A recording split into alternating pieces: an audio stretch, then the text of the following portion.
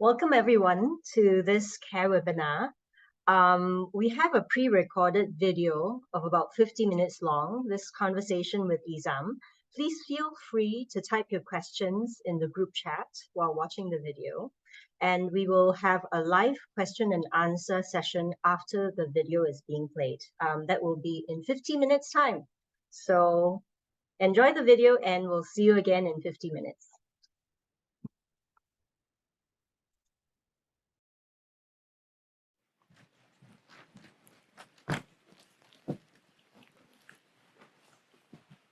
Good evening, everyone. Thank you for coming to this CARE webinar.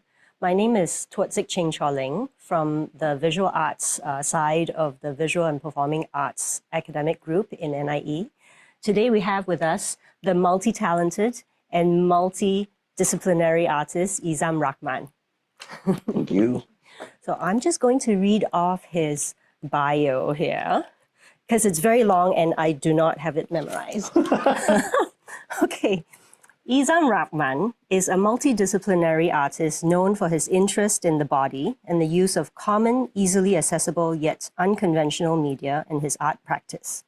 Working across sculpture, installation, digital media, and performance, he creates works that are often autobiographical, time-based, and ephemeral, aiming to pique viewers' thoughts on the themes of body politics, identity, impermanence, traces, and abjection. Ezzam is an adjunct lecturer in LaSalle College of the Arts and Nanyang Academy of Fine Arts. He was awarded a joint winner of the Grand Prize for the President's Young Talents and the People's Choice Award by the Singapore Art Museum in 2015. In 2016, Ezzam was awarded the Goh Chok Tong Youth Promise Award by Yayasan Mendaki and the prestigious Young Artist Award by the National Arts Council Singapore. In 2021, Ezzam was awarded the Most Promising Award, Photography category for Pulse Awards, Thailand, and was appointed the Artistic Director for a year for the Substation, an independent arts company in Singapore. In 2023, Ezzam was appointed the Artistic Director for the National Arts Council's launch event of NAC SG Arts Plan and was invited by the National Institute of Education for the Visiting Artist Program, which has fortuitously brought us to our conversation today. Multi-talented indeed. Trying my best to be. Okay, so very welcome and thank you for taking time to speak with us today. Thank you, Ling. Thank you so much for the invitation. Okay. Very happy to be here. Okay, yeah. Thank you. So this conversation is really about you and finding out more about your artistic process and your, of course, talking through your artwork and what you think and research on and how do you get to the point of creation when you're making your artworks. So we'll do a little bit of a deep dive into your process. Okay. Yeah. Let's try. Okay, maybe you can tell me a little bit about how you decide if a piece should be a sculpture or an installation art or a performance piece before you start. I think for me, after practicing for almost, more than 2 decades already, there's different forms of modes of working. Sometimes I will respond to the themes of the festival or the exhibition that I was invited to, but also at the same time, I have my own personal line of inquiry that I try to stick to and continue to make. There are times that I try to fit my own practice into specific thematic exhibition and festivals.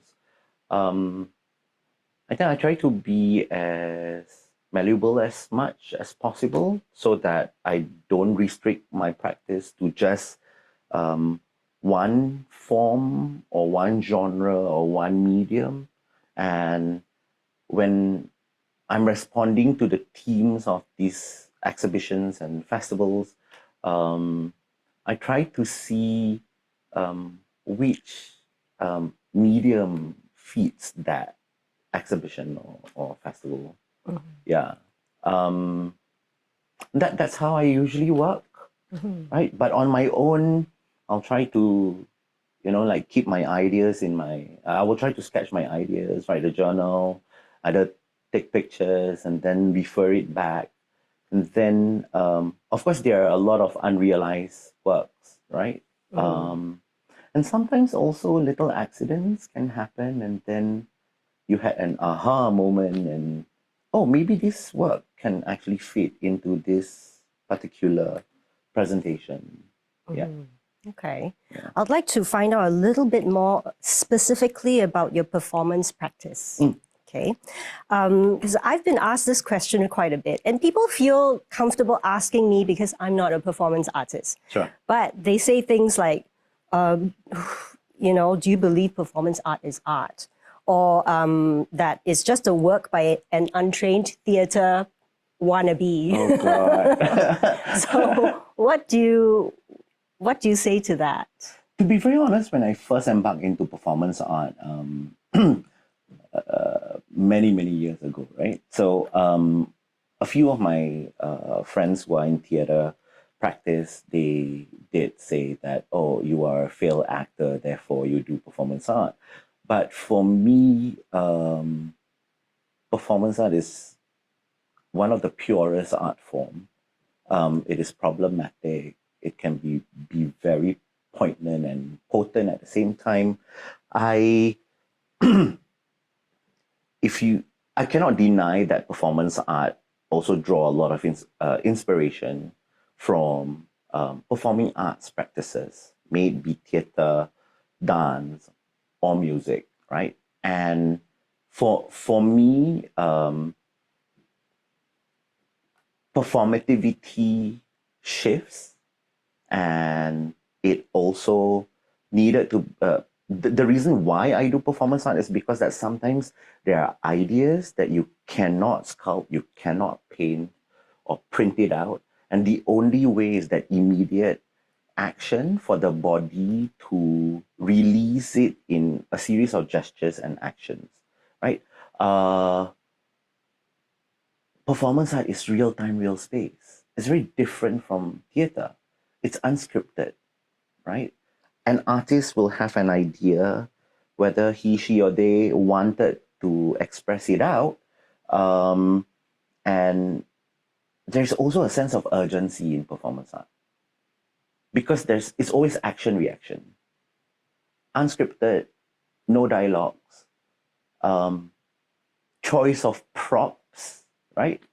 I don't call my performance materials props because they are not props, they are materials. I see them as performative objects to enhance my performance, to, how do I say that? To kind of like push the idea even further.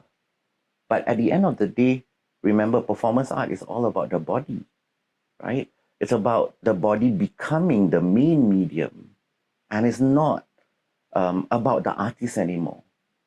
I'm not speaking on behalf of everyone, but I'm talking about my own personal experience and how I practice this art genre. And for me, I want to disappear in a performance presentation. So all you see is just a body in space, in real time, real space. And how the audience react to my body, creating these gestures and movements and actions, it's really up to their interpretations. It's very interesting because I find that your body really is a commanding figure. And you definitely don't disappear in the performance. Like when I see a performance, definitely I'll be like, oh my God, Ezzam's at it again. Oh God. You know what I mean? Not in a bad way, No, I but understand. it's the presence of your... That's the word. That's the Yeah. word, right? Presence. And I get that a lot also. Like they say, maybe because of how my body is built, right? I'm horizontally challenged. I'm tall. I'm quite prominent in terms of like I do agree because Amanda King was my mentor, and she was like my supervisor during when I was doing my masters. And I did talk about like disappearing and appearing and presence and absence in performative presentation.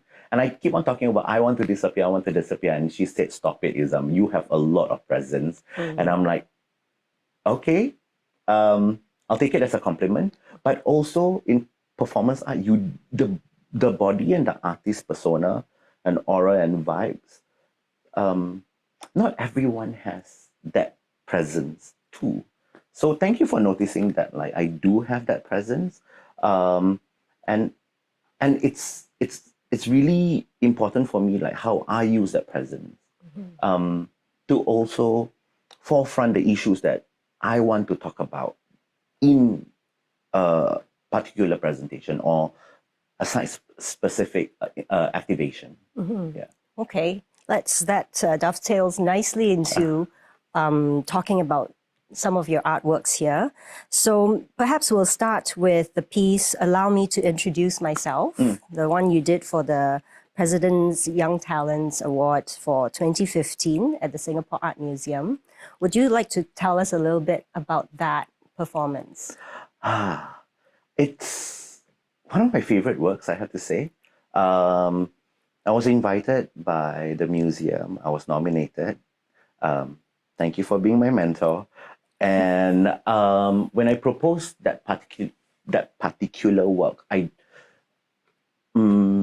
really wanted to talk about the absence and presence of a body or bodies in general. And I proposed a series of an installation made out of familiar objects like furnitures and bell jars. And I have tons and tons of talcum powder in a little glass space, in a little glass room, right by the roadside, where I performed once a month for 6 months. And the space changes throughout this duration. And performance art is all about duration. It's all about time, right? And in that particular work, Allow Me to Introduce Myself, is really about me introducing myself and my practice to the local art scene. And to get that recognition by the museum, it's truly an honor. It's truly an honor. But what I really like about that work is that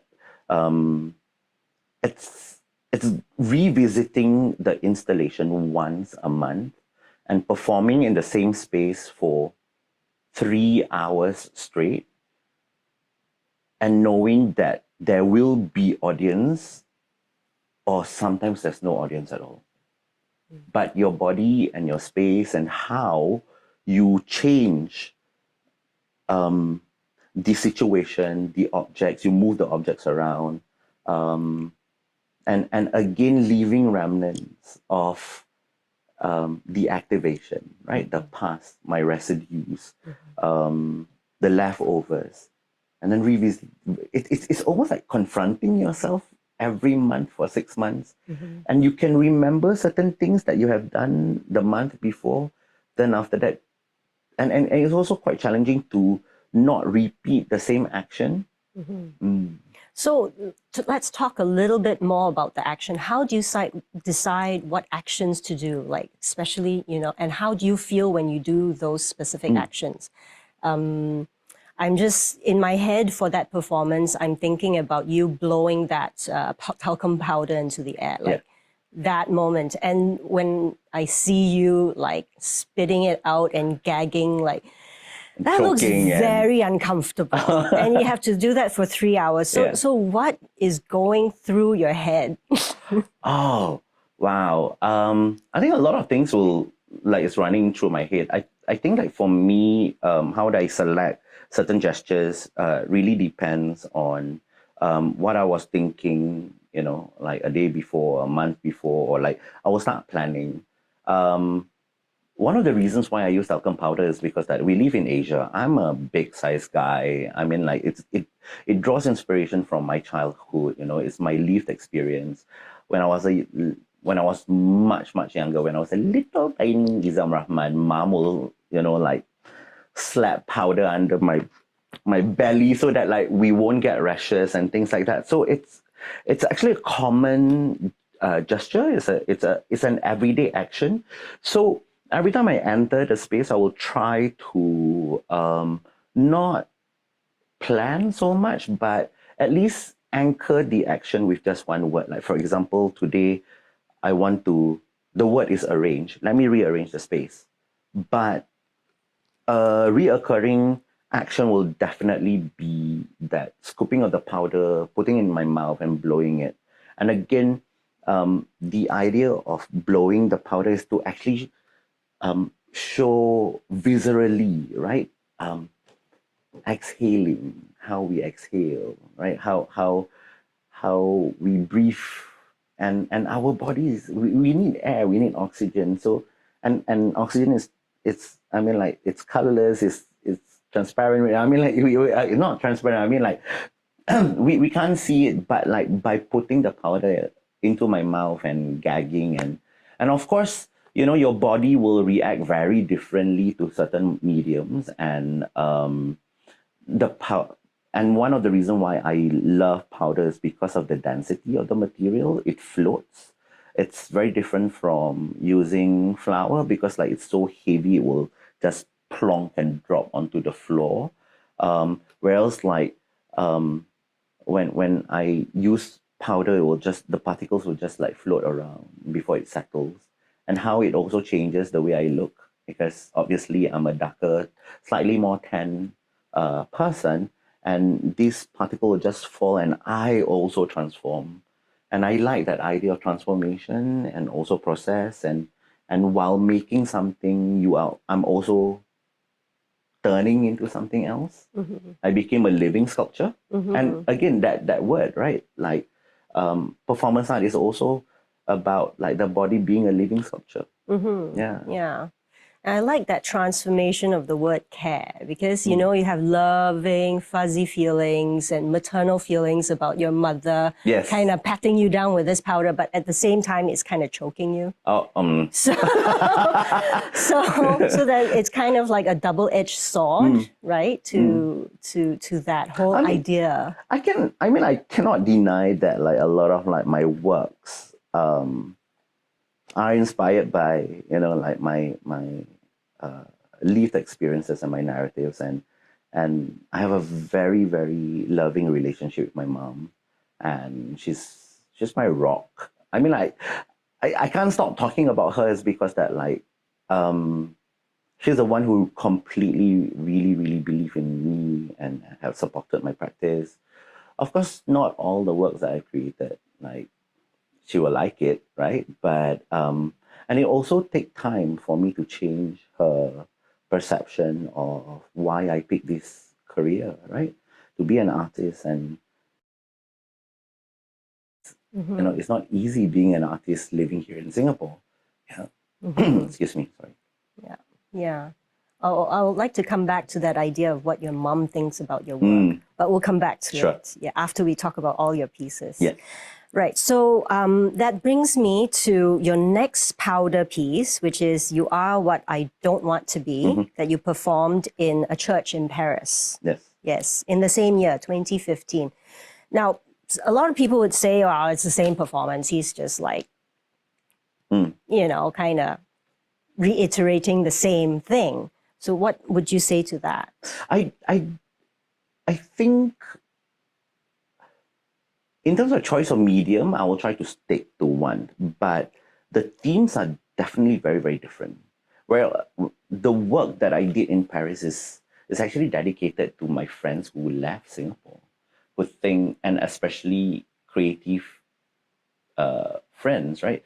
Friends who are in the creative industry who thinks that there's not a lot of opportunities for them here. And during that period of time also, I was losing a lot of friends who decided to migrate or denounce their citizenship and decided to leave outside of Singapore. And for me to also fly to Paris and perform in this beautiful Gothic church, it's really an honor to have like this brown body, like in a sea of like, olive skinned people who are Caucasians and also using the same medium to to to actually like explain why what I'm doing. I don't think like what I mentioned is like people may say that, oh, Ezzam is doing that again, but it's almost like sculpting or painting. You need practice, and performance art you need to practice. Also, you need to understand your material. So I try to exhaust the like talcum powder to a point that like, okay, I have enough of this, then I can move on to another material, or I can move on to another medium. And I actually stopped performing using talcum powder for the past, I think, like 4 to 5 years already. But I will only perform with talcum powder when I perform overseas, because it became my signature um, material in performance. And a lot of like the festival that I get invited to recognizes that material, and and a lot of like, festivals overseas want to experience that performance. And it's also good that like, bringing it overseas and presenting the work internationally. um, and and then when I come back, when I post my pictures on social media, and some of my friends will say like, oh wow, I like, we missed that performance. Oh, and now you miss it, or else like, oh, Ezzam is always using the same material. But like, no, I think like the material can remain, but it's just you are evolving, right? I think like, just for example, take a look at Han Saipo. Her medium is stone. Whatever shape she makes is still stone, right? And stone, marble, that's where I'm coming from. I think a lot of people think that performance art, um, it's just too spontaneous. But we are living in this era that like, we are learned artists. Like for me, I need to do research before I perform. If you ask me to perform now, no, I can't. I'm not that performance artist that I can just create an action out of nowhere. I need to find reasons why I perform. To me, when I see the performance in the Singapore Art Museum in that fishbowl space, it's very obviously an artwork that you're making, and you're very sculptural because it's in that site, right? But then when I saw images, obviously I wasn't in Paris, images of you performing that piece in a church, then immediately that performance transforms into a ritual, because that's what you're used to seeing in a church. Whatever is done in that space becomes something else. Is read differently. So how does the space then change your pieces? Right. I love spaces. Ling, you're an installation artist. You're a sculptor. You're a ceramicist. And for me, as when I'm given a space, I need to feel the space. And again, spaces are borrowed; they don't belong to us, right? And how can I react to the space? When I was invited to Paris, I know that the organizer said like, "Oh, you will be performing in a church," but I've never been to the church before, so I have to Google or like ask images from the organizers. So you're already preparing, right? You're already preparing. It's almost like, okay, I'm going to go on site to sculpt now, to move, and to react. And when I was there, the space completely blew my mind, right? Because it's a Gothic church. It's beautiful. Everything was, from the 17th century, and it's old, and it's naturally cold because they use limestone, and I'm just like, my presence can't beat this beauty. how can I blend in? Or else I will disappear in the space. Or else I will be just, nothing. So this is where like when I went to the space, I have to study the space. And I was given about like 2 days to prepare for the performance. And then you make like executive decisions like, okay, you know what? This is what I need to do. This is what I need to do. And how I can respond to the space. And of course that negotiation between the body and space, and also me as an artist with the organizers. And I say like, okay, I want to perform here. Is it possible? And then sometimes the organizers will say like, oh, no, not there. But I tried to move the closest to the altar, right? And I almost wanted to, like, but there are certain areas that is completely out of bounds. So I have to be respectful. And again, it's a place of worship too, right? And of course, like, you have to understand different cultures, different understanding, different beliefs, and maneuver your way in and out, and how you have to carefully, right, present your works with a lot of empathy and kindness too. Yeah. Yeah. So I would like to talk about this piece next. Yes. So this piece is called "The Thought of Losing You Kills Me," and I mean, it's your My titles are so poetic. Tell us a little bit about the title and the process of making this work. I love long titles.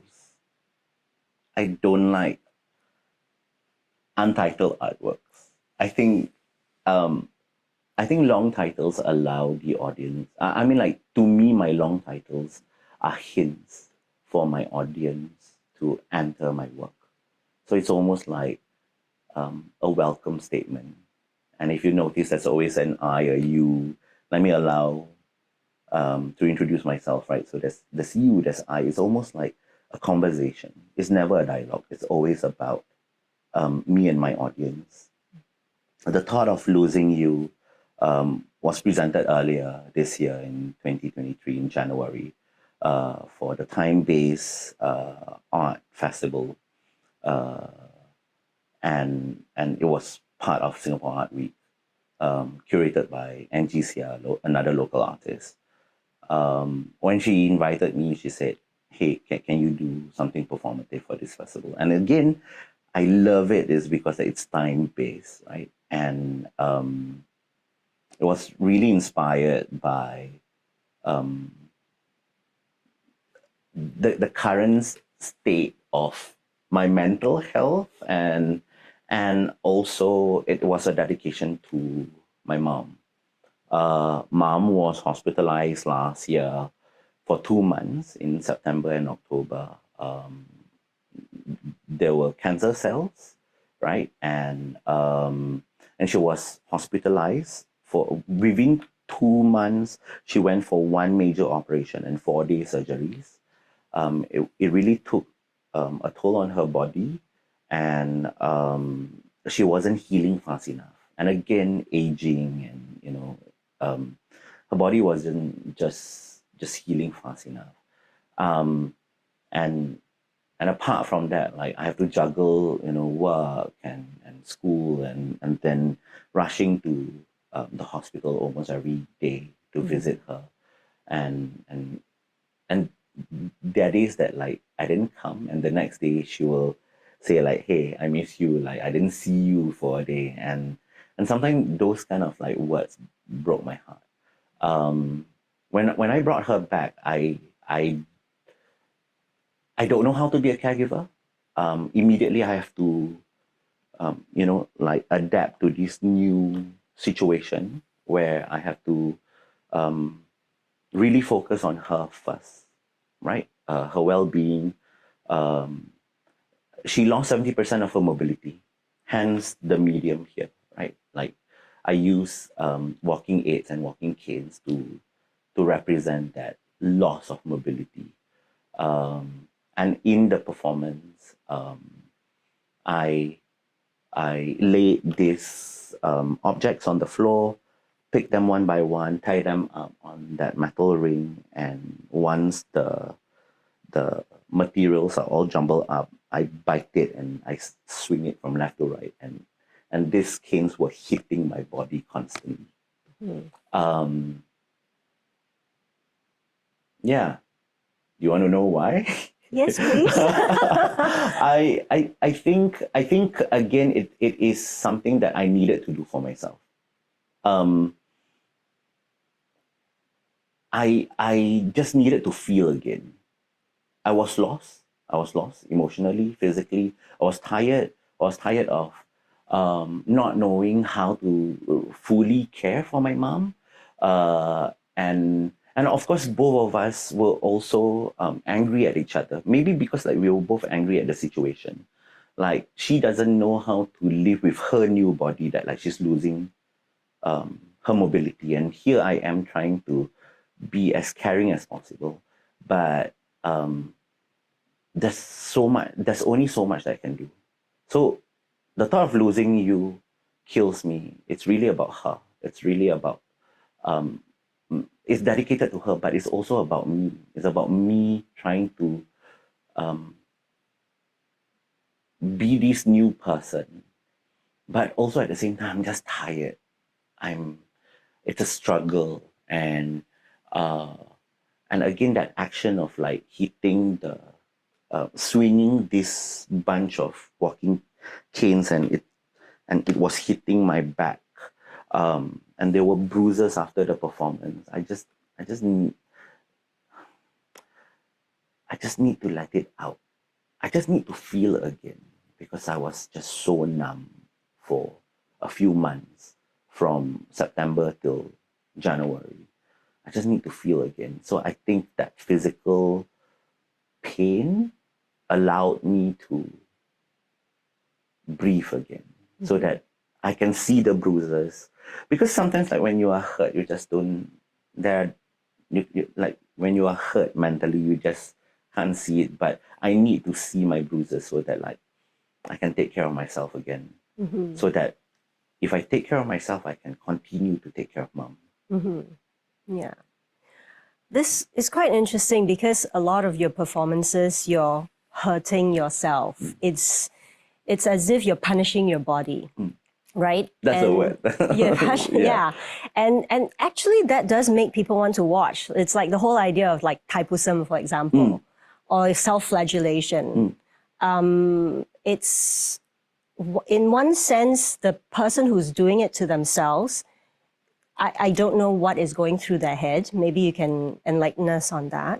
And also it is a spectacle, right? Okay. Which is, I think, a way that performance artists use to attract their viewer. So can you tell us a little bit about that whole dynamic? What goes through your mind when you're designing or you're thinking about these performances, and how do you want the audience to react, or what have you experienced that the audience has reacted that made you think, oh, okay, that worked or that did not work? Right. For me, definitely, I think I work differently in different situations. There are certain performances that are slightly quieter. It's not as visceral. It's not as punishing, right? For me, like for example, if I take a handful of powder and I gargle it, my body will react to the medium. For example, like when the canes, all these canes are made out of metal, and they are not wood, and they are quite heavy actually, right? So when it hits my body, my body will react, and if I feel pain, if I ended up groaning in pain, that means I'm really in pain. I'm not acting it out. When I'm choking while gargling powder, I'm really choking. So it's a bodily reaction. I'm not faking it out. I'm not trying to turn it into a spectacle. It's really about my body reacting to the situation with the mediums or the materials that I use.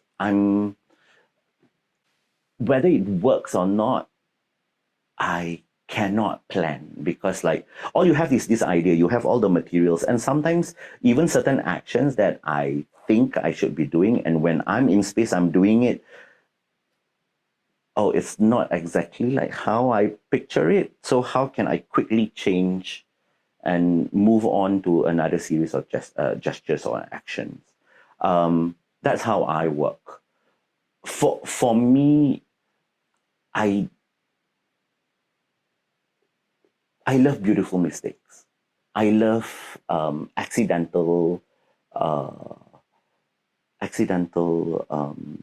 surprises, right?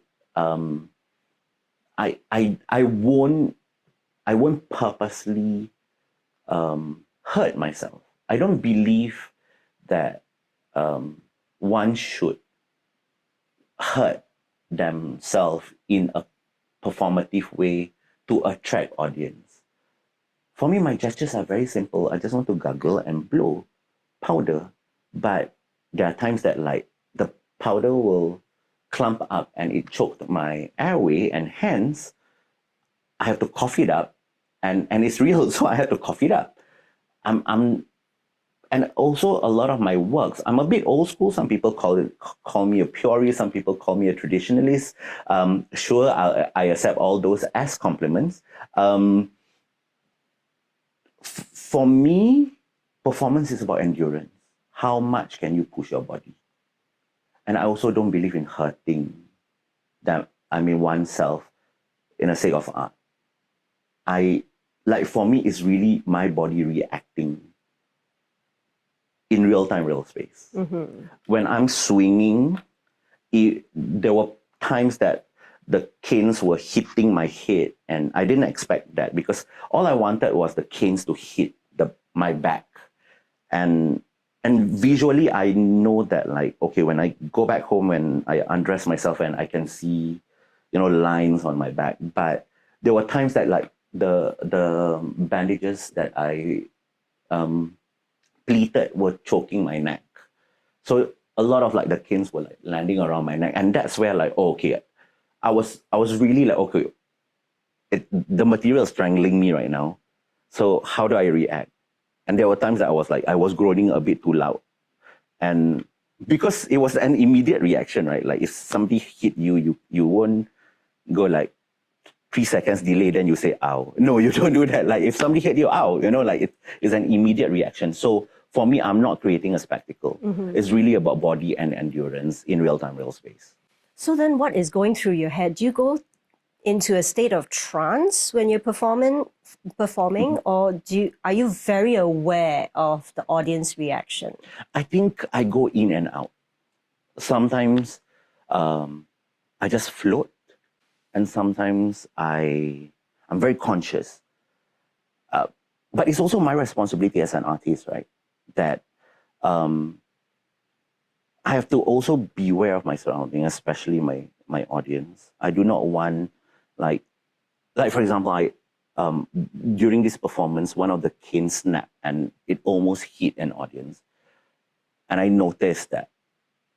So where do I draw back now? So you have to. It's also action reaction, and how immediate your reaction is. I cannot not care for my audience. They came to watch me, and they are spending time again with me to experience my body in space, and hence I have to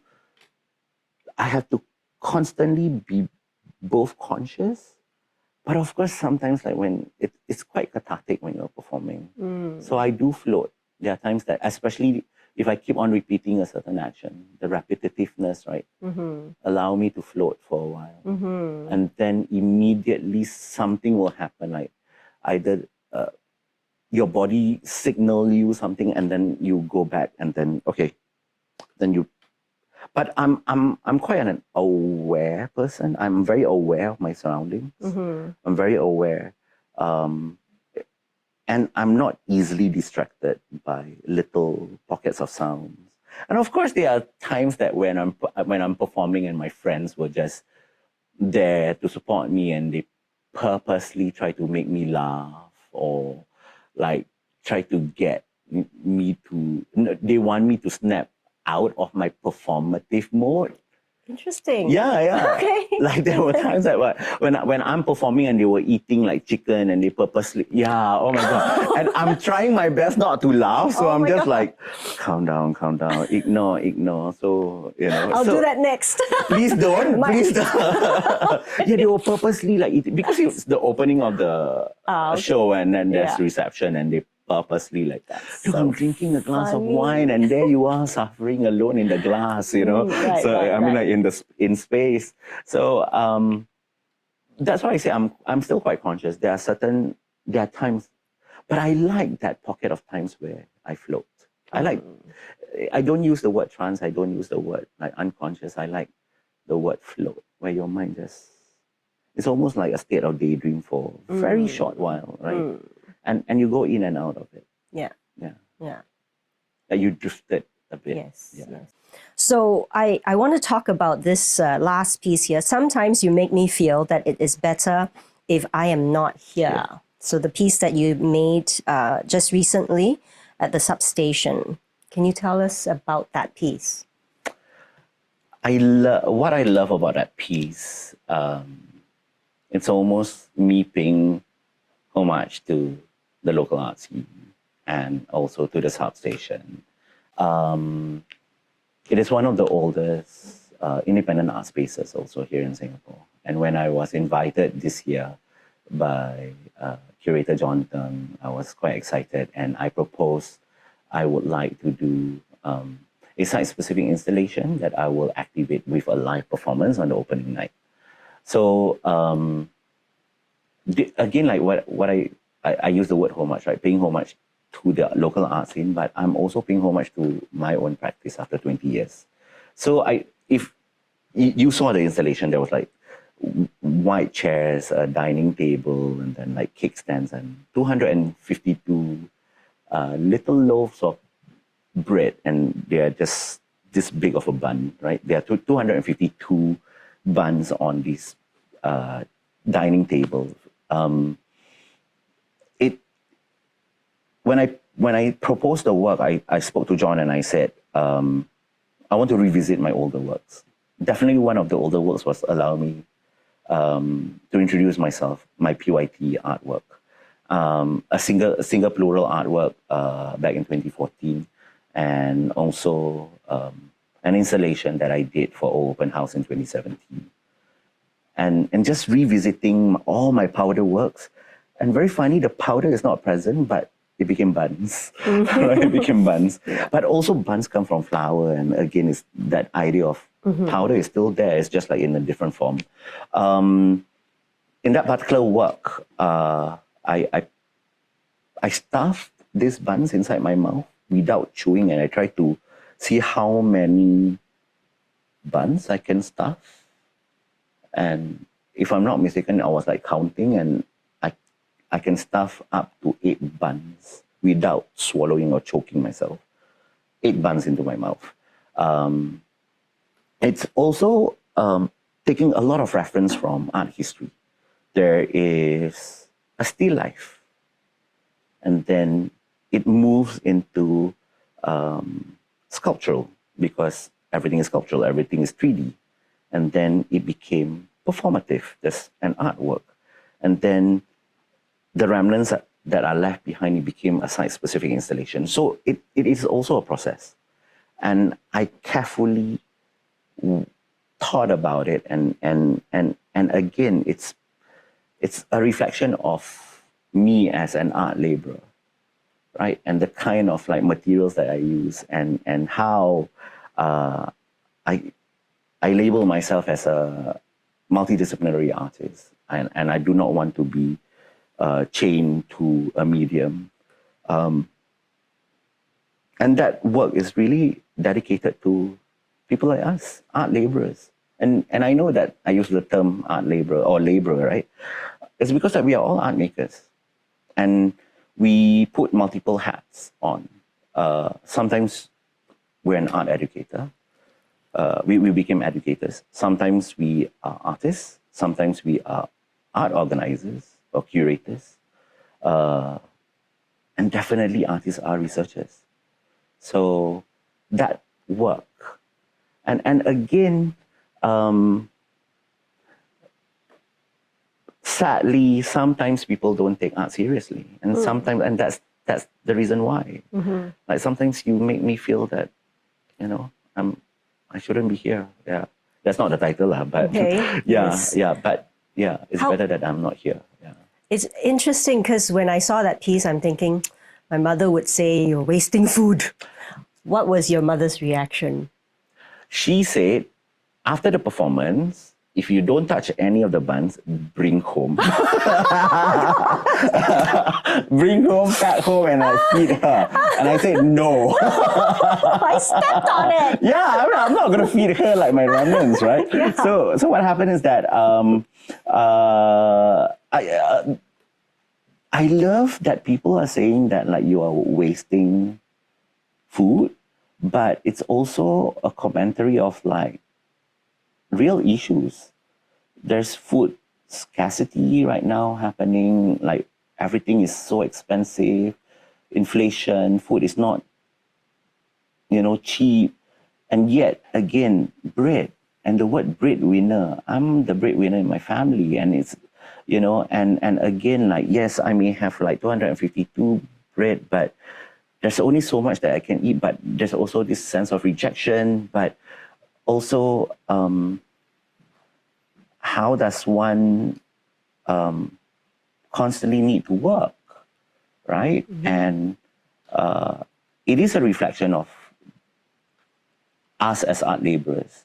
I forgot there's one term that I want to explain about that particular work. And also the installation, the bread is caught, is left behind in an acrylic box, and it will decay over time. For during the duration of the festival. So it's also ever changing, right? It's also changing, and also our bodies are decaying. We are decaying. We are corroding slowly. So there's a lot of like reflection. The work. I'm quite surprised also that how multi-layered that work was. Yeah, and I have to say it's like one of my top 10 favorite performances of my works. Okay. Like now I'm shifting, like, okay, I like this, Top you know, 10. this one. So then that brings me back nicely to the first question that we had, your mom. My Which mom. is her favorite piece? Oh God, which is her favorite piece? I think, oh, okay, now I know. Let's talk about performance, right? Her favorite piece to date is the one in Paris, the one in the church. And for me, it's mine too. Yeah. She was just in awe when she saw that performance. And I showed videos of it. And you can actually watch it online also. And she just said that, like, how do you do it? How can you be so, you know, confident and not shy? And of course, like, she also reflected on herself, right? Like she said, wow, you're this brown body from Southeast Asia, and like you are representing our little island. And she said, how does it feel to be Singaporean overseas and presenting your work, you know? And I said, I'm proud. I'm proud to be based here in Singapore, to talk about issues here, but also a lot of the issues that I try to bring forward are also international and global and real. And I think it's applicable everywhere. I think our audiences are smart now to also make that relationship and connection, right? So, yeah. Yeah, I like that. Because at the end of the day, you made your mom proud. Thank you. And that's the best care you can give your parents. I hope so, yeah, I hope so. I wish I could do more, but we are always trying. Yeah. We're always trying. Yeah. I think she's happy because you're Yeah, she better be. made her proud. You're doing good. Thank you. Thank you, Ling. Thank you for having me today. Thank you.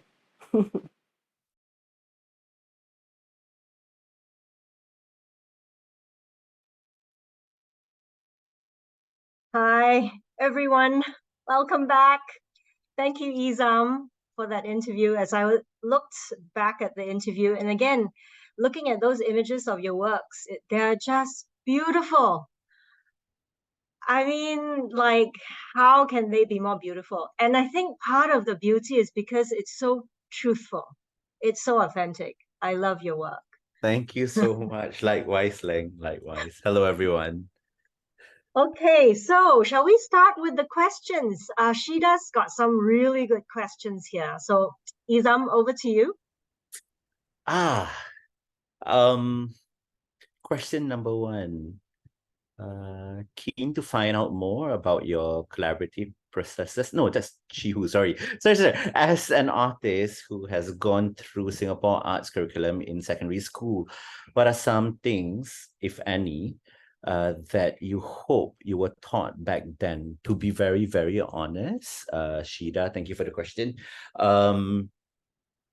I wish if I can turn back time, my art teachers would introduce me more to local artists. And local artists of various practices, not only the traditional painting and sculptural form. I grew up in a neighborhood secondary school where very little funds were given to the arts in that particular school. It wasn't the focus. And yeah, other than my art teachers just teaching me drawing or painting skills, there were very, very little they didn't touch so much on art history in general or introduction to local art. But I think time has changed, and I'm very happy to see like our art teachers introducing students to local artists' works. And we should take pride of our local art because local artists are as amazing as anyone around the world. I hope that answered the question. Yeah, thank you. I have a second Thank you, question. thank you. It's in the chat also. Yeah, go ahead. No, it's in the chat also if you wanna read and do it. As a tertiary level educator in the field of the arts, what specific skills, dispositions, or qualities would you like to observe more frequently from secondary school level art student transitioning into tertiary education? I think the level of art appreciation should be innate since young, right? I I teach in NAFA and I teach first year students creative thinking. A lot of the students are fresh from high school, and a lot of the kids think that like, okay, I'm going to an art school and I'm going to be an artist or a designer, but sometimes they were not really equipped of fully understanding the different types of art. I don't know because I don't teach secondary school. So I think I hope this is just me speaking on my uh I hope that like a student who's preparing themselves to go to tertiary level, they should understand the different types of art, not only in fine arts, but also design and media. And they should be given at least an introduction, a very, very basic introduction of the different types of art to prepare them to go to tertiary level. Yeah, because I do see some of my students in both institutions suffered quite a bit. They do not know how to like maneuver certain mediums because like they didn't touch that when they were in high school. So I know that some of my students were suffering when it comes to like video making or editing. But if there is a course or an introduction to video editing or video or filmmaking, could really help them to prepare for tertiary level. But I think like video making now, I think like a lot of our kids are on TikTok, so they do know how to make videos. Yeah. But time changed. But I think like it is good to touch base on all different types of genre of art before it is to equip them to go to the next level. Thank you, Shida, for the question. Thanks, Shida. Those are excellent questions. So Ezzam, would you like to tackle Prof. Lum's questions next? Yes, Professor Lam. Keen to find out more about your collaborative processes as a performance artist with other artists, musicians, for example. How do you work as a collaborative, and how does it inform or change your performance practice? Thank you for that question. I do collaborate with other artists. I used to be a very solo performer, but as my practice evolved over time, I actually really enjoy working with other artists. Like last year for SIFA, I collaborated with a visual artist, Andy Young, and also a musician, Andy Chia of Sa Collective. And wow, a very different working mode because I am not a trained performing artist. So I think our meeting sessions are very, very precious, where we get to share our experiences and what are the requirements, or what are we expecting from one another, or who, or so we will divide equally the roles for a performance. Like earlier this year, also during ITDA, saw last January, there was a duet where I was being paired up by Angie Sia, the curator, and I was paired up with a local theater maker called Pat To, and we're supposed to create a brand new piece of work, and she's very technical as an actress, right? As a theater maker, she's very, very pragmatic, and she said that like, I need rehearsals. I said, no, calm down. It's okay. It's just like, let's go and have fun. And I just and we were looking back at both our practices, and we came to a conclusion where we will draw inspiration from each other's past works.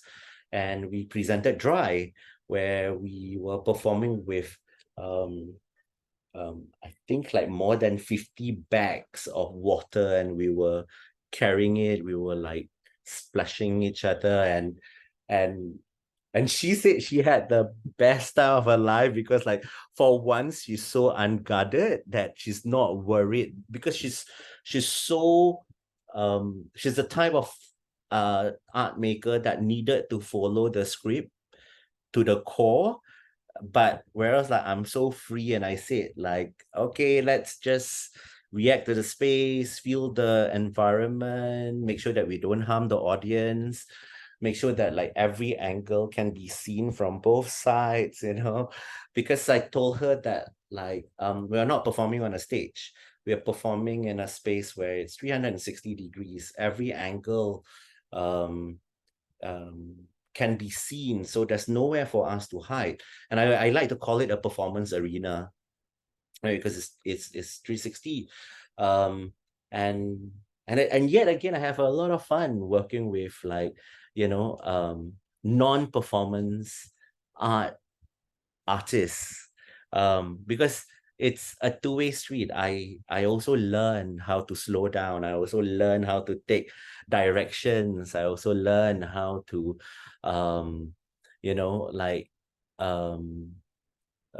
be equal, that it's not about you. And that is what collaboration is all about, because it's not only you working, but like there are other bodies that are sharing the same space. And I think I'm very, very lucky that like whoever I work with or collaborate with, we have the same energy.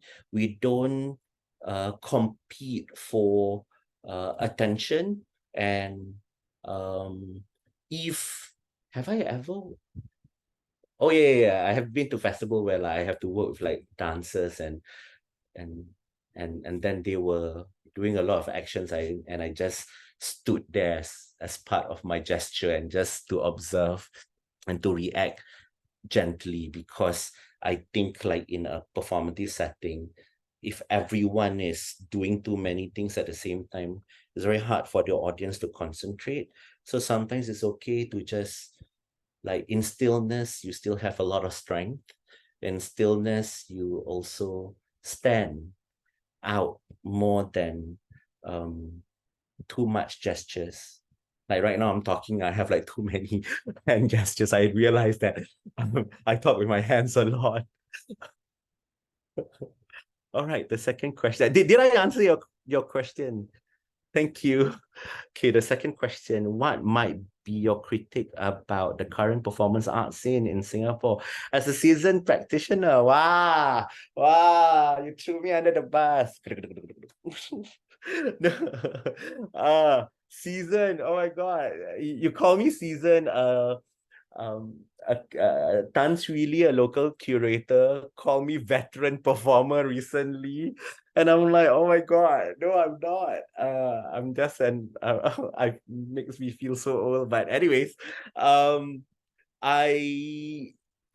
think after we lost Lee Wen a couple of years back, and of course he's the grandfather of performance art in Singapore. He created platforms for a lot of artists like myself with two of his festival, like Future of Imagination, which is an international performance art festival, and also Rights, rooted in ephemeral speak, that focuses more on like performance art by local artists.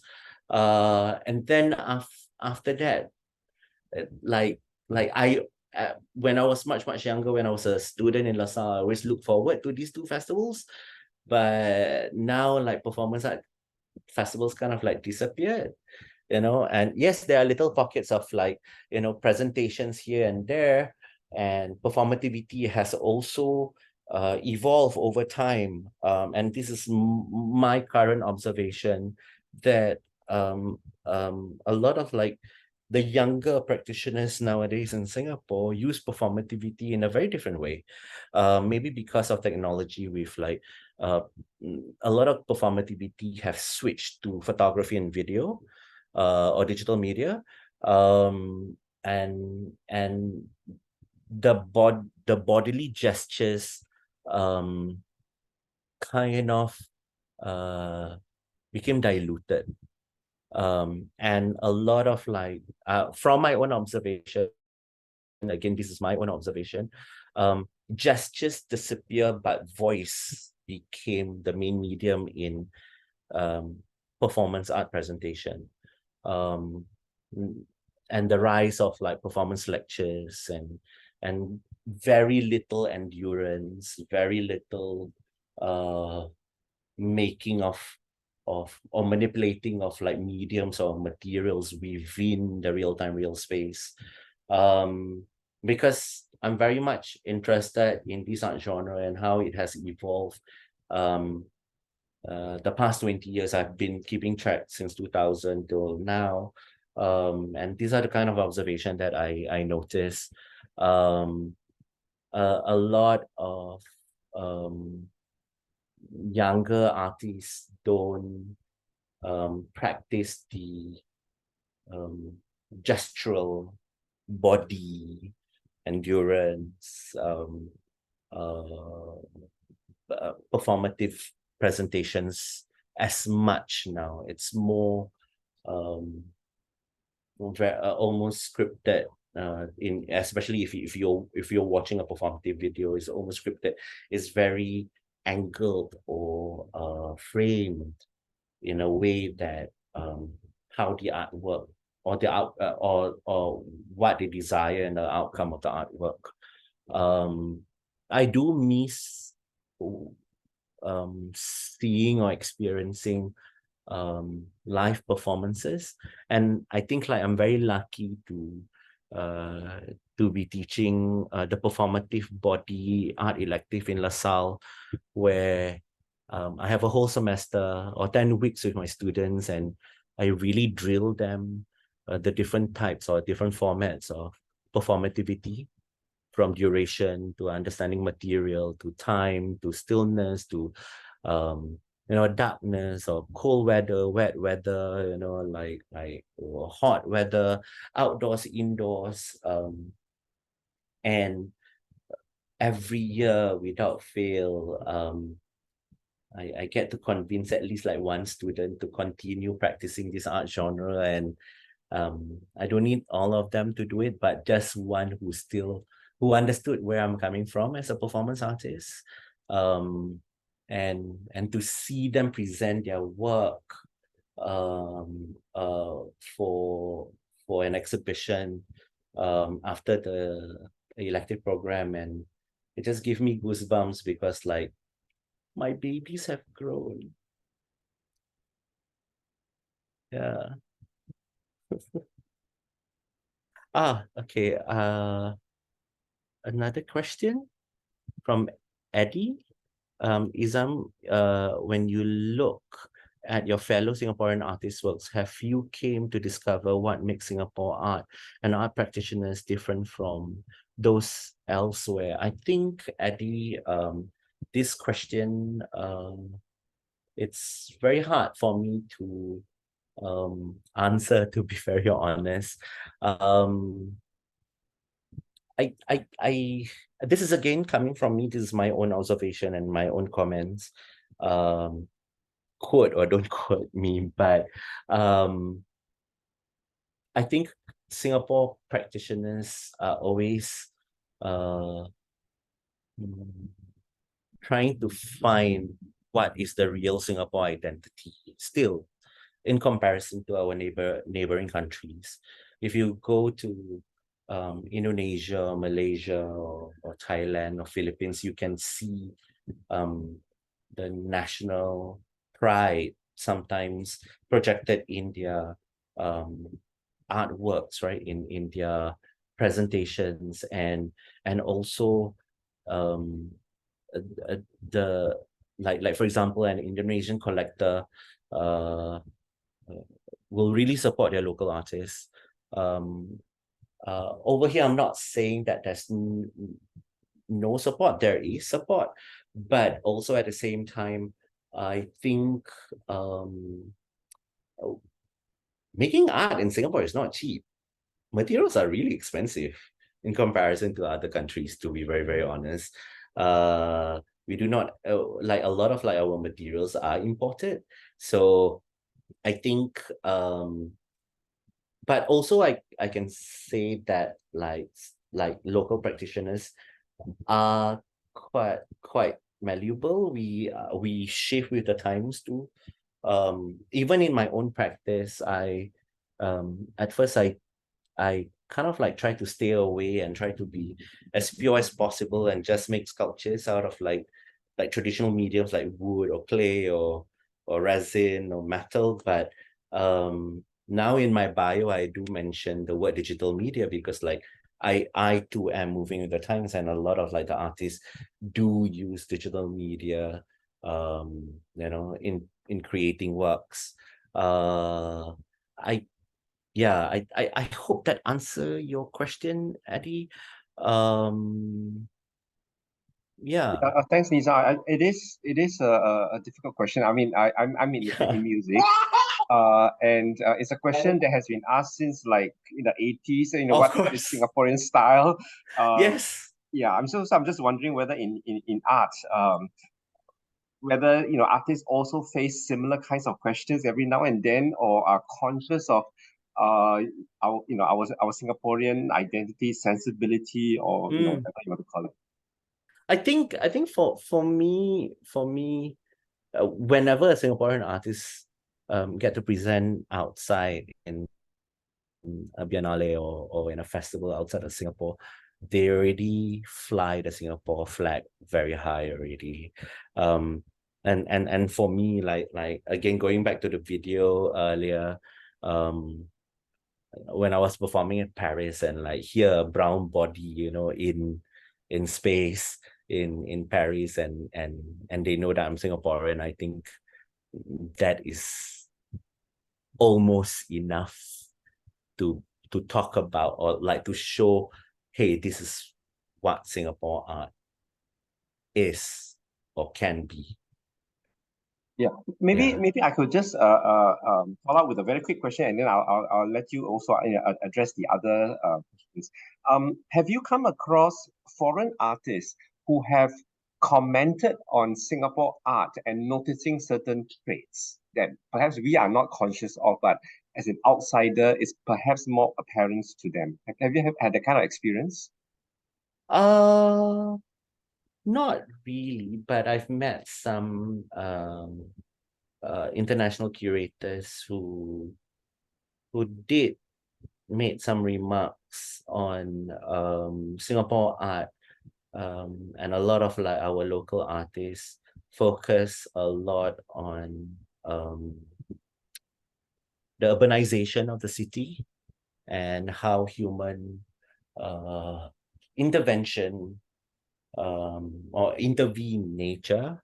And I think that could be true because we are city dwellers, and we live in a cosmopolitan city that is ever changing, like and hence a lot of artists tend to kind of like tackle those issues about the development, like real development of the state of, you know, like and how we Singaporeans live in between, you know, man-made and natural spaces, or even our natural spaces are so-called, you know, like fabricated or man-made. But yeah, those are the kind of observation that some of the international curators had made and shared with me. Interesting. Thank you so much. Thank you. Aishwarya, beautiful name. I hope I didn't butcher that pronunciation. Beautiful mistakes and accidental surprises. Raw, real, beautiful, wonderful. Oh, thank you. Cheers.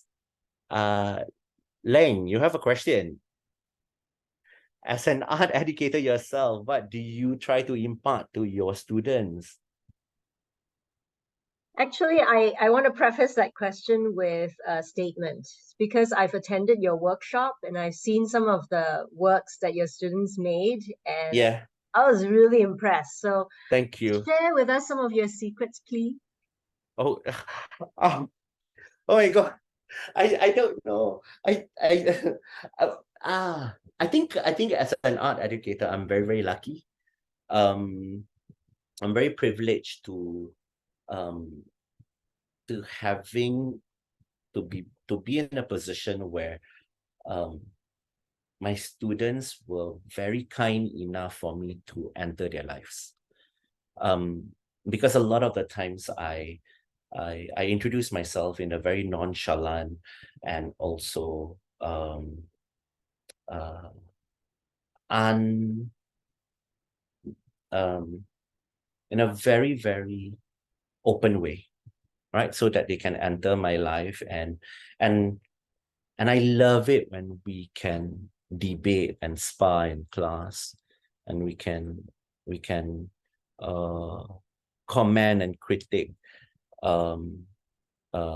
And I want them to critique my work, and I want them to laugh at my work or like criticize my work. And I think like once that wall has been broken, they also gave me the consent and permission to enter their lives. And I think through that intimacy, we get to know each other, and therefore some of the works that they have created majority of them come out from a place of truth. And I think that is what I want from my students. I want them to tell their truths. I do not want them to fabricate a lie or a story, or even if they want to be a liar, be the best truthful liar there is out there, and fake it till you can make it, because you're so truthful in lying, and you're the best out of it. And it is a strategic artistic practice. Some artists are very successful in doing that, right? For example, like that artist that did the banana and the, oh my God, Marzio or something. And he's a performer. Like, he even has a doppelganger that attend universities and give talks, and he's at home, but like he hired another body to perform, and yet, I mean, I'm that is just an example of like a truthful liar. So, but again, I do want my students to come up with honest works that they are very concerned about, like why they understand the purpose and the reasons, and the importance of why they are doing that research, and therefore I want them to it's so easy to see when like a piece of work come from not a genuine place. Yeah, so I don't know, maybe like that's where I come from. So I mean, like you saw some of the videos that like my students have created, and they're just like so beautiful and heartwarming and moving, and they are not trained performance artists, but yet they can create a short piece of video, performative video work that literally move us to tears. Yeah. I hope that answered your question. Definitely. Thank you. Beautiful answer. Thank you. Renee Lee, did I pronounce that name correctly? Hi, Ezzam. From the heart. Sharing has put collaboration in different perspective. Two questions. In the next 3 years, what are the foreseeable gaps? How would you project the direction of the genre when these gaps are closed or resolved?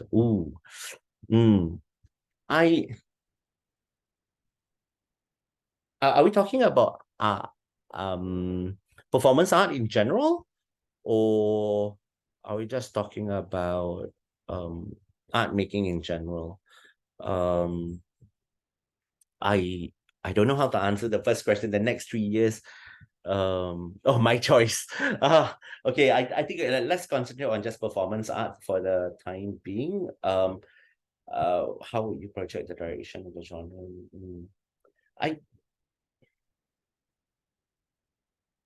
I think for any younger artists who are willing to experiment or practice this art genre, they should be strategic and be open enough to present their ideas or in a performative manner in different ways. I used to be that artist that, I just want to perform live, like no video, no photography. And I'm not talking about like documentation, I'm talking about performative photographs or performative videos, or even lecture performance, like spoken word.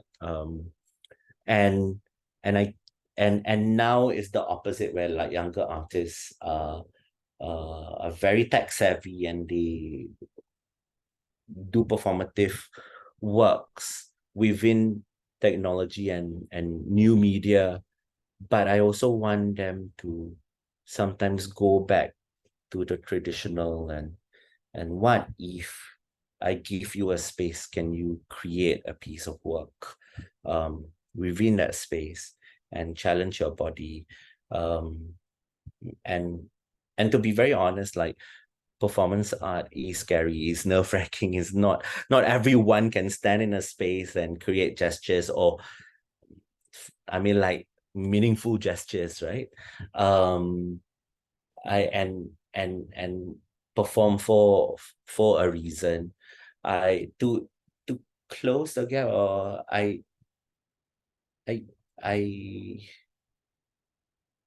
don't know. I can't really answer that question. I'm so sorry. But yeah, but I think I think like in the next couple of years, I just want to see more artists there who are, I mean, like, who are willing to be daring enough to continue performing.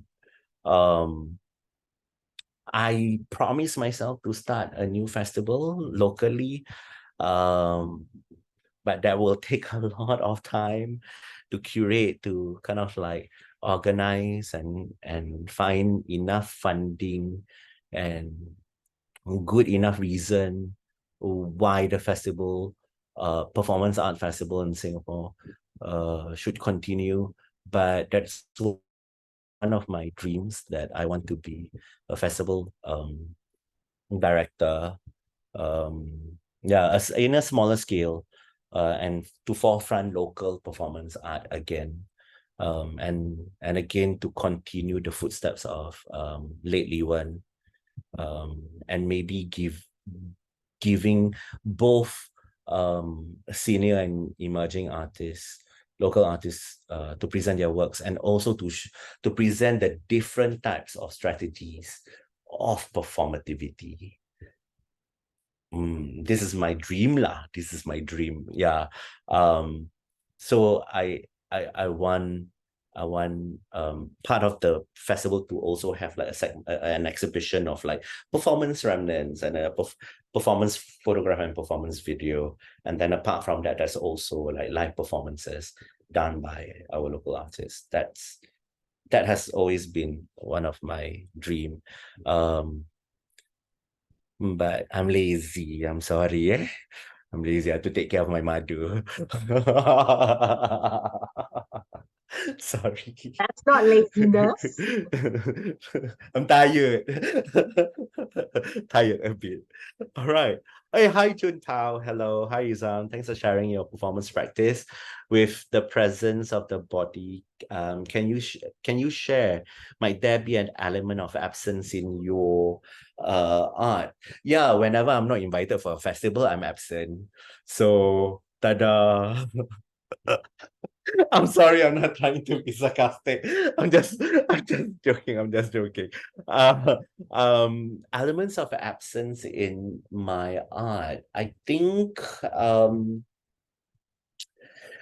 see, it's very hard for me to be absent, like what I mentioned in the video.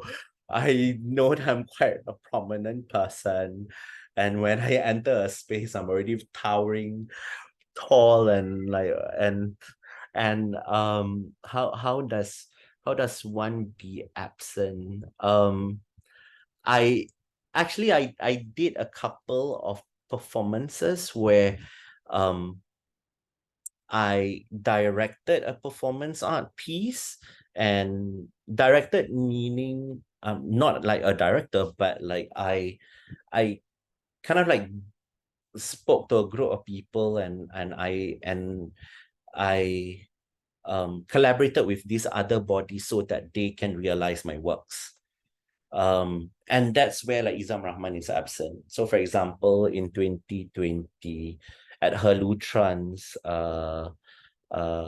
Instinct Gallery, Sheehan, the founder of Instinct Gallery, curated a show called Devoted, and I activated 8 cis male body and 1 trans male body to perform on my behalf, and I was absent in the performance. So I know that like with the audience who came by, they were waiting to see me perform, but I wasn't there. Like only these other bodies were performing my work, and that's how I see my body being absent. But my essence or my ideas are present through the other bodies that were representing me. I hope that it's performance by proxy. So I hope that answered your question. Oh, there's also another performance that I did again at Instinct Gallery before they closed down the one at Central. I have a friend who's my doppelganger and he's as big as me. So I put a mask on his head. So I created this large skull mask and he was sitting on a parapet trying to untwine a ball of yarn. And a lot of people thought that was me performing, but it wasn't. I was actually drinking outside of the gallery and talking to some of my friends. And then like, hey, what are you doing here? Then who's that? So again, I was absent in the performance. Yeah. Guang, hello. Thank you for your question. Hi, Izan. Thanks for sharing your time and thoughts. I was wondering, do both your sculptural and performative practices engage and affect each other, and how so? I think for me, I've always been very much interested in the body. So those who know me as a sculptor knows that I sculpt with my own skin. Like I peel dry calluses off my feet and I turn them into sculptural miniature sculptures, and these sculptures are a part of me. So I think like for me, both my sculptural work and also my performative works needed to have the essence of the body, or captured in the work. Even Ezzam Rahman is absent in the gallery, but Ezzam Rahman is very much present in the artwork through the sculptures that I make. And also one can imagine like how I sit down and peel this skin. And again, that act of peeling is also quite performative. I think the act of making art is performative also. I hope that answers your question, Guang. Thank you for coming. Thank you, Ezzam. Thank you so much. Thank you, everyone, for your questions. I think it is time to end this webinar. Any last thoughts, Ezzam, before we go? Excuse me. Firstly, I would like to thank you, Leng, for this amazing opportunity. Thank you for having me to be part of this webinar. And thank you to VPA of NIE for inviting me to be their visiting artist for this cycle. I'm really honored to share my practice with the students in NIE. I'm very, very honored to be part of this journey, and thank you for the questions who are present in this webinar. Thank you, Professor Lam, for having me. And thank you to all who are present tonight. Thank you. Thank you. Thank you again for being at VPA for the past 4 months. It was wonderful. Thank you so much. Our students really benefited from you. Thank you. Thank you. Good night, everybody. Thank you again. Bye.